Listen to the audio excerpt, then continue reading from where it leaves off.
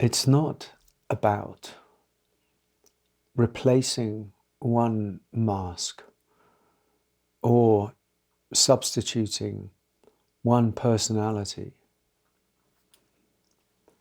with another one. It's not in many ways complex. We make it complex, it feels complex because of the undoing and the fears and the imagination. But it's not as though we're replacing one mask with another. It's essential. It's more essential than that. It really is a way of seeing this that is being invited, a way of seeing that what's happened in our lives is that we've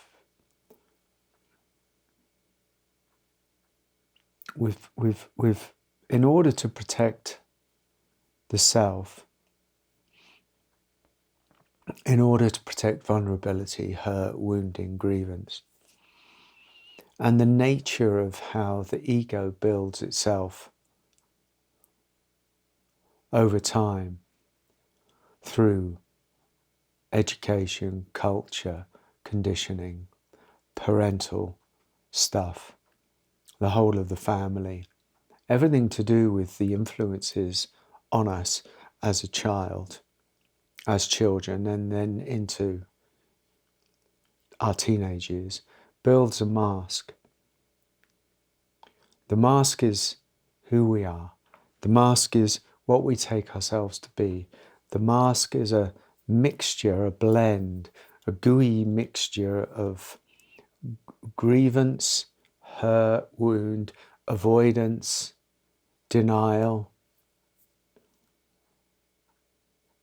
the way of fitting into the world, the way of becoming someone, the way of being someone in the world, the unique person that you are. Wounds, warts, difficulties, good bits, bad bits, negative bits, talents, creative ways, all of it is who you are, all of it. And in so many ways, I didn't realize I was going to say that until this video, it's all okay. From the eyes of the divine, there's nothing wrong with you. But that you don't feel comfortable and you feel that you're not living your truth, or there's things blocked up, or there's stuff in the past that's held onto that's influencing the present and future. But you grew into who you are. You became this. This is a unique blend of wound and not wound, of darkness and light, of shadow and clarity. Every tree grows in the same way. Nature grows in that way. The tree grows with its knots and gnarls and beaten up bits, but it doesn't self-negate. We're fixated on self-negation. It's as though we live since the 20th century, since psychology became, the god of the mind. We've become fixated with the fact that we've got problems and we need to solve them and we don't know how. And until I solve them, I'm less of a problem, less of a human. And this is just not true. But that we, attack ourselves. It's like we're all suffering from the same psychological, spiritual, autoimmune condition. And so then we're constantly seeking the solution, the solution, the solution. But the only real solution, although it's obviously it seems not easy for people to undo what they've become, it's not about undoing what you've become, and then putting on another persona, another mask to endure the world or to endure your own pain or suffering. It doesn't work like that. The undoing, when it actually truly is liberated somehow, and that can be it doesn't have to be in a really big cathartic way, it can just be in a really soft way. In fact, it's better when it's in a soft way, from deep seeing.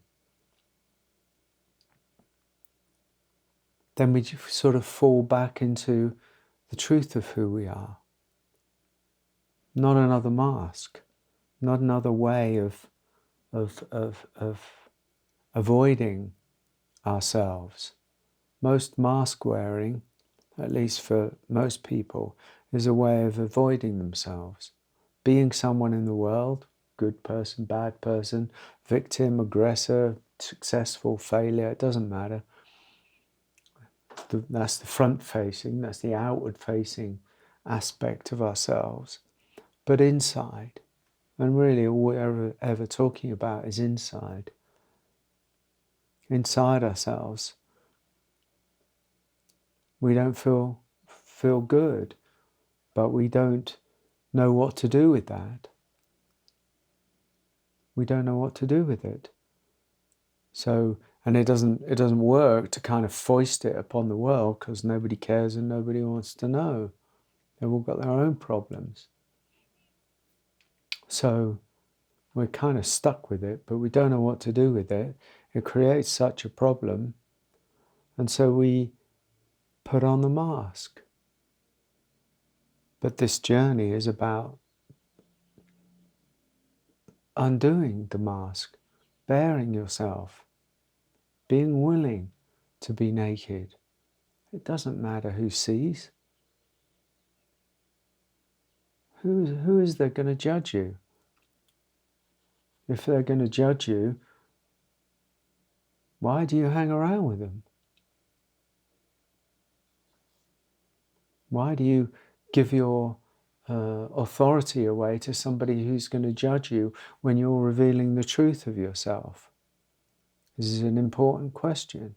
We give away our authority because we fear that we're going to be judged if we expose ourselves, if we reveal ourselves, let's say, the truth of ourselves, and we fear we're going to be judged. Most of that is just imagination.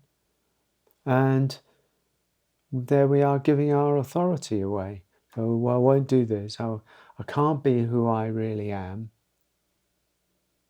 I can't be myself.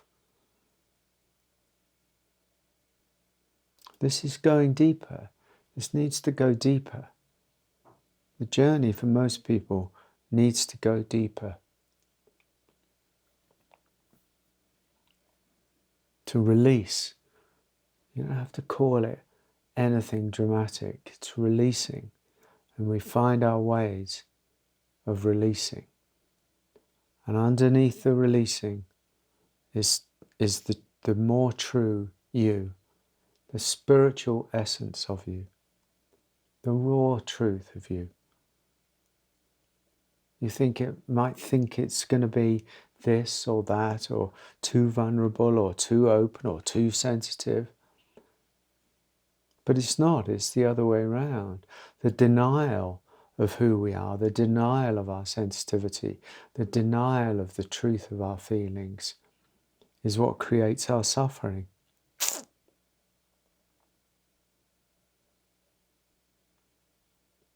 And so the invitation always has to be about being willing to recognize that there's only one really thing going on, and that's the courage and the willingness and the determination on a level that's deep, that's really deep, to stop playing the game that you're playing and to gamble your essential truth. Come what may. Those who judge are hiding something themselves. Those who recognize value what you're about. We need to have courage. On the spiritual path, there is a need for courage. It's not egoic courage, it's true courage. Courage of the soul, courage of the spirit.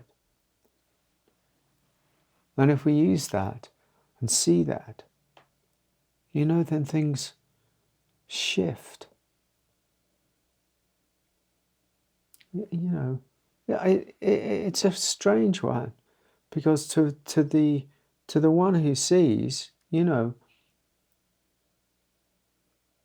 the individuation that we are, with all of its nuances, with all of its kind of strange ways and utterly unique footprint in the world, is beautiful. Why change that? Celebrate that. Celebrate your uniqueness. Celebrate. Bear the brokenness. To bear the broken. But yet, be unbroken. To radiate, to be true, even with the hurt, the pain, the wound. But to not let that define you. To not let the wound, the hurt, the grievance, the pain define you. And that is the essential truth. To go beyond, that's not bypassing, that's expanding, that's going beyond. It's opening so that the wound arises within the vastness of you. And as the wound rises, it doesn't become the smallness of you. As I say, and we say now in the retreats that we do, rise into your majesty. Don't shrink into your smallness. Rise into your majesty.